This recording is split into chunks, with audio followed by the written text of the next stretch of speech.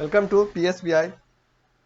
मैं अवनीश आज लेके आया हूँ क्लास 8 का साइंस चैप्टर। हमारा है माइक्रो ऑर्गेनिजम्स और ये हमारा आज इसका डे 7 होगा। ठीक है, आज हम पढ़ने वाले हैं इंक्रीजिंग सॉइल फर्टिलिटी। ठीक है, चलिए increasing soil fertility. Increasing soil fertility यानी कि मिट्टी की उर्वरता कैसे बढ़ाई जाएगी, इसके बारे में हम जानेंगे। ठीक है, मिट्टी की उर्वरता कैसे बढ़ाई जाएगी। Blue green algae fix the nitrogen present in the air as nitrogen compounds in the soil there by increasing the fertility of the soil। कह रहा है कि जो ब्लू और ग्रीन एल्गी है वो हवा में मौजूद नाइट्रोजन को मिट्टी में नाइट्रोजन यौगिकों के रूप में क्या करता है, तो स्थिर करता है। ठीक है, फिर से सुन लीजिए क्या कह रहा है। तो कह रहा है कि जो ब्लू और ग्रीन एल्गी हैं वो हवा में मौजूद नाइट्रोजन को मिट्टी में हवा में मौजूद नाइट्रोजन को क्या करता है, तो मिट्टी में नाइट्रोजन यौगिकों के रूप में स्थिर करता है। ठीक है, जिससे क्या होता है, जिससे मिट्टी की उर्वरता बढ़ती है। The blue green algae are commonly called biological nitrogen fixers. तो जो ब्लू ग्रीन एल्गी है, ब्लू ग्रीन एल्गी को सामान्यतः जो है वो क्या कहा जाता है, तो इसको कहा जाता है बायोलॉजिकल नाइट्रोजन फिक्सर्स। हिंदी में कहेंगे इसको जैविक नाइट्रोजन स्थिरक। ठीक है, इंग्लिश में ही जानिए क्या है, तो बायोलॉजिकल नाइट्रोजन फिक्सर्स। किसको बोला जाता है, तो ये बोला जाता है ब्लू ग्रीन एल्गी को जो है वो कहा जाता है क्या, तो बायोलॉजिकल नाइट्रोजन फिक्सर्स। ठीक है,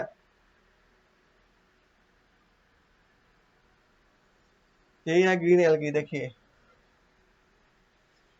काई के समान होता है देखने में ग्रीन एल्गी।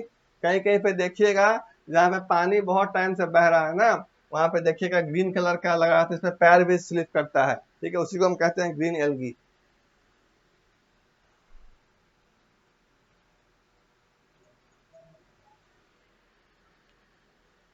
चलिए आगे है cleaning the environment. Cleaning the environment यानी कि पर्यावरण की सफाई। ठीक है, क्लीनिंग द इन्वायरमेंट यानी कि पर्यावरण की सफाई। Some bacteria and fungi act on the bodies of dead plants and animals, converting them into simple substances। तो कुछ बैक्टीरिया और फंगी, ठीक है, कुछ बैक्टीरिया और फंगी जो है वो मृत पौधे और जानवरों के शरीर पर क्या करते हैं, तो क्रिया करके उन्हें सरल पदार्थों में बदल देता है। ठीक है, कुछ बैक्टीरिया और फंगी जो है वो मृत पौधों और जानवरों के शरीर पर क्रिया करके उन्हें क्या करता है, तो सिंपल सब्सटेंसेज में यानी सरल पदार्थों में परिवर्तित कर देता है। The nutrients released in this process are used by the plants again। यही जो है इसी प्रक्रिया में मुक्त हुए पोषक तत्वों का उपयोग पौधे पुनः करते हैं। ठीक है, removal of dead bodies by microbial action keep our environment clean.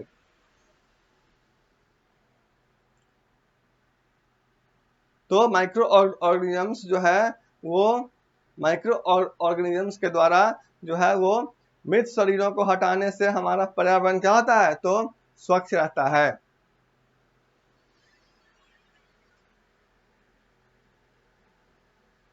N aerobic bacteria degrade animal dung into biogas and the leftover is used as manure।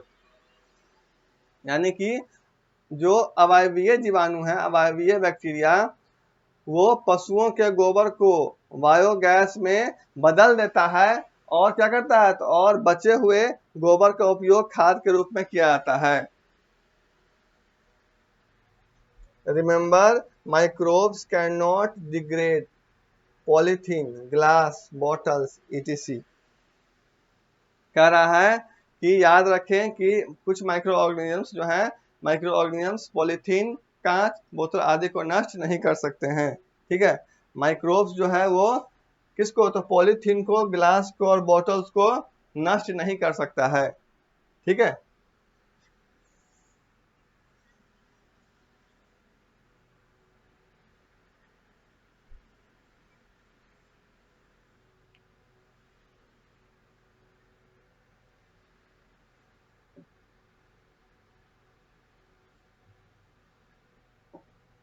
देखिए यहाँ पे है let's remember match of following. इसको आप घर से, आपका homework रहा ये, ठीक है, इसको आप घर से करके आएंगे। ठीक है, क्या करेंगे, तो इसको आप अपने घर से करेंगे। लेट्स रिमेम्बर है, इसको आप अपने घर से करेंगे। ठीक है, फिर इसको हम नेक्स्ट क्लास में बताएंगे, तब तक आप इसको घर से करके एक बार चेक करेंगे। जो मैंने पढ़ाया है वहीं से इसको याद करेंगे आप।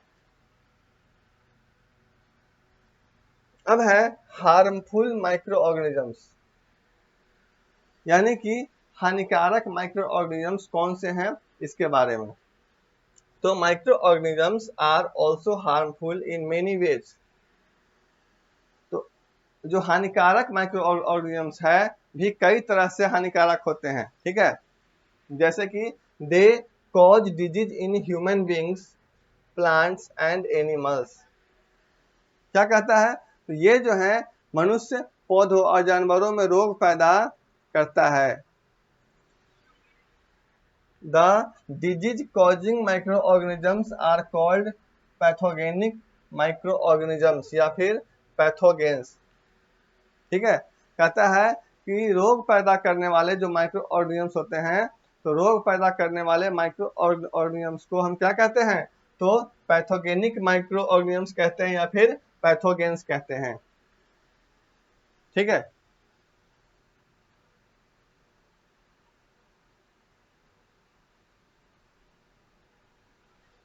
अब देखिए यहाँ पे दिया गया है ये some common disease caused by pathogens. ठीक है, तो पैथोगॉन्स के द्वारा जो होने वाला बीमारी है उसके बारे में है। तो ह्यूमन डिजीज है, यहाँ पे क्या है, यहाँ पे ह्यूमन डिजीज है, यहाँ पे कॉजेटिव पैथोजेंस है, यहाँ पे मोड ऑफ ट्रांसमिशन है, और तीसरा चौथा क्या है, प्रिवेंटिव मेजर्स है। ठीक है, प्रिवेंटिव मेजर्स क्या होता है, निवारक उपाय, यानी इसका उपाय क्या है। ठीक है, इसका उपाय क्या है, इसके बारे में दिया गया है। ठीक है, ये किसके द्वारा होता है, रोग देना कौन सा है उसका है। ठीक है, देखिए जो कोलेरा है, कोलेरा कोलेरा और टाइफाइड, हमारा कोलेरा और टाइफाइड दोनों किससे होता है, तो बैक्टीरिया से होता है। कोलेरा और टाइफाइड दोनों होता है बैक्टीरिया से। ठीक है, और कोलेरा जो है वो क्या, किस से, तो फूड और वाटर से। कोलेरा जो है फूड और वाटर के माध्यम से होता है, वहीं जो हमारा टाइफाइड है वो वाटर के माध्यम से होता है। ठीक है, अब देखिए यहाँ पर दिया है इसका प्रिवेंटिव। ठीक है, maintain proper sanitisation practices, boil water before drinking, avoid eating uncovered food और वैक्सीनेशन। यानी कि कोलेरा और टाइफाइड से हम कैसे निजात पाएंगे उसके बारे में दिया है। तो क्या दिया है, कह रहा है कि एकदम स्वच्छ जहां पर रह रहे हैं आप उस जगह को स्वच्छ बनाए रखें।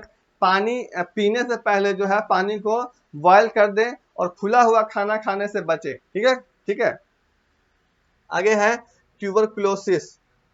ये होता है किससे, तो बैक्टीरिया से। ठीक है, ट्यूबरकुलोसिस जो है ये होता है बैक्टीरिया से। कैसे फैलता है ये, तो ये हवा के माध्यम से फैल जाता है। ट्यूबरकुलोसिस बैक्टीरिया से होता है और ये हवा के माध्यम से फैल जाता है। और इसका क्या उपाय है, तो vaccination, isolate the patient, keep the belonging of the patient separately. ठीक है, ये ऐसे सबका दिया गया है। ठीक है, चलिए और भी देख लीजिए, जैसे मेसल्स है, चिकन पॉक्स है और पोलियो है, ये सब किससे होता है? तो वायरस से होता है। क्या होता है? तो मेसल्स, चिकन पॉक्स और पोलियो वायरस से होता है। जो हमारा मेसल्स है वो एयर से फैलता है, चिकन पॉक्स जो है वो एयर और कॉन्टेक्ट से फैलता है, और पोलियो जो है वो एयर और वाटर से फैलता है। और सबका क्या है? तो सबका निजात वही है कि वैक्सीनेशन। ठीक है, क्या है? तो वैक्सीनेशन है। रोगी को कह रहा है कि अलग रखने के लिए, और फिर जो पेशेंट है उसका, उसको उसका सामान है उसको सेपरेट करने के लिए।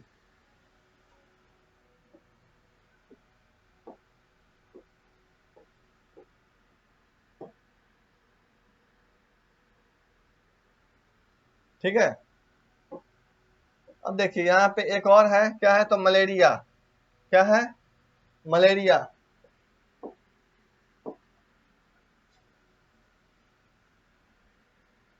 मलेरिया, ठीक है। मलेरिया होता है किससे? तो मलेरिया होता है प्रोटोजोआ से। किससे होता है? तो मलेरिया होता है प्रोटोजोआ से। और किसके द्वारा फैलता है? तो मस्क्यूटो के द्वारा ये फैलता है। Use of mosquito repellents and nets control breeding of mosquitoes by spraying insecticides, do not allow stagnant water to collect। कह रहा है कि मच्छर भगाने वाली जो दवा होती है, या फिर हम लोग जो घर में लगाते हैं जाली, ठीक है, कहीं कहीं पे गांव में बोला जाता है उसको मच्छरदानी। ठीक है, तो मच्छर भगाने वाली दवा या फिर हम जालियों का प्रयोग करें, ठीक है, मच्छर से बचने के लिए। उसके बाद जो कीटनाशक जो आता है दवा, उसका छिड़काव करने के लिए कहता है कि जिससे मच्छर जो है, मच्छर का क्या हो पाएगा? तो प्रोडक्शन जो है वो रुक पाएगा। और कह रहा है कि जो रुका हुआ पानी है उसको इकट्ठा यानी जमा नहीं होने देने के लिए। ठीक है,